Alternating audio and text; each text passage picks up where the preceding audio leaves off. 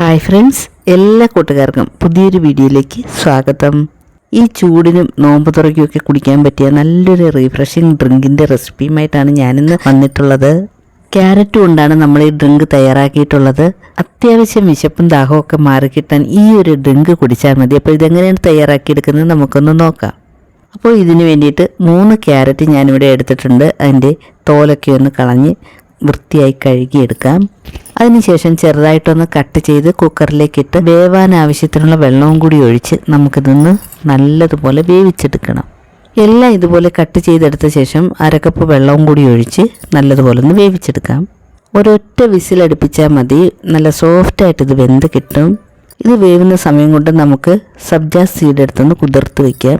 1.5 teaspoon അളവിൽ സബ്ജ seed എടുത്ത് കുറച്ച് വെള്ളം ഒഴിച്ചൊന്ന് കഴുകിയ ശേഷം കുതിരാൻ ആവശ്യത്തിനുള്ള വെള്ളം കൂടി ഒഴിച്ചു കൊടുക്കാം. അതിനുശേഷം ഇതിലേക്ക് 1/2 ടീസ്പൂൺ അളവിൽ പഞ്ചസാര ചേർത്ത് കൊടുക്കാം. മധുരം ഒന്ന് പിടിച്ച് കിട്ടാൻ വേണ്ടിയിട്ടാണ്.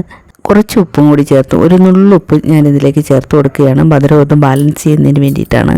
ഇപ്പോൾ നമ്മുടെ ക്യാരറ്റൊക്കെ ഇവിടെ വെന്ത് കിട്ടിയിട്ടുണ്ട്. ഒരു വിസിലടിച്ച ശേഷം മാറ്റി വെച്ചിട്ട് പ്രഷറൊക്കെ പോയതിന് ശേഷം ഞാനിതൊന്ന് തുറന്ന് നോക്കിയതാണ്. ഇനി ഇത് മിക്സിയുടെ ജാറിലേക്ക് മാറ്റി കൊടുക്കുകയാണ്.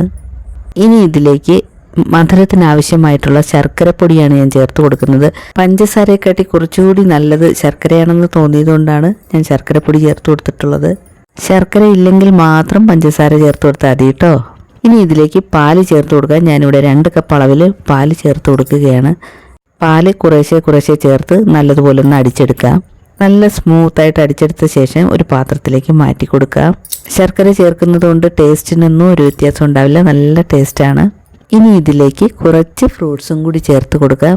നിങ്ങൾക്ക് ഇഷ്ടമുള്ള ഫ്രൂട്ട്സൊക്കെ ചേർത്ത് കൊടുക്കാം കേട്ടോ. ഞാനിവിടെ 1/2 കപ്പ് അളവിൽ പോമഗ്രാനറ്റ്, നമ്മൾ മാതളം, അനാറ് എന്നൊക്കെ പറയുമല്ലോ, അതിൻ്റെ അല്ലികൾ ചേർത്ത് കൊടുക്കുകയാണ്. പിന്നീട് ഇതിലേക്ക് ചേർത്ത് കൊടുക്കുന്നത് നല്ല മധുരമുള്ള പഴമാണ്. അത് ചെറുതായിട്ട് അരിഞ്ഞത് ചേർത്ത് കൊടുക്കാം. ചെറുതായി അരിഞ്ഞെടുത്ത പഴം 1/2 കപ്പ് അളവിലാണ് ചേർത്ത് കൊടുത്തിട്ടുള്ളത്. ഇനി ഇതിലേക്ക് കുരുവില്ലാത്ത കറുത്ത മുന്തിരി കട്ട് ചെയ്തത് ചേർത്ത് കൊടുക്കുകയാണ്. അതൊരു 1/4 കപ്പ് അളവിലാണ് ഞാൻ ചേർത്ത് കൊടുക്കുന്നത്. കുരുവില്ലാത്ത പച്ച മുന്തിരി എടുത്താലും മതിയാവും കേട്ടോ. ഇനി ഇതിലേക്ക് നമ്മൾ നേരത്തെ കുതിർത്ത് വെച്ച ആ സബ്ജ സീഡ്സ് അങ്ങ് ചേർത്ത് കൊടുക്കാം. കുറച്ചൊന്ന് മാറ്റി വയ്ക്കുകയാണ് ആ ഗ്ലാസിൻ്റെ മുകളിലൊന്ന് ഗാർണിഷ് ചെയ്യാൻ വേണ്ടിയിട്ട്. എന്നിട്ട് ഇത് നല്ലതുപോലെ ഒന്ന് മിക്സ് ചെയ്ത് കൊടുക്കാം. ഫ്രിഡ്ജിൽ വെച്ച് നല്ലതുപോലെ തണുപ്പിച്ച പാലാണ് ഞാനിതിൽ ചേർത്ത് കൊടുത്തിട്ടുള്ളത്. കൂടുതൽ തണുപ്പ് വേണമെന്നുണ്ടെങ്കിൽ ഐസ് ക്യൂബ്സ് ഗ്ലാസ്സിലേക്ക് ഇട്ടിട്ട് നമുക്കിത് ഒഴിച്ചു കൊടുക്കാവുന്നതാണ്. നല്ല ഹെൽത്തി ആയിട്ടുള്ള ക്യാരറ്റ് ഫ്രൂട്ട്സ് മിൽക്ക് ഷേക്ക് ഇവിടെ റെഡി ആയിട്ടുണ്ട്. അപ്പോൾ എല്ലാവരും ട്രൈ ചെയ്ത് നോക്കുക.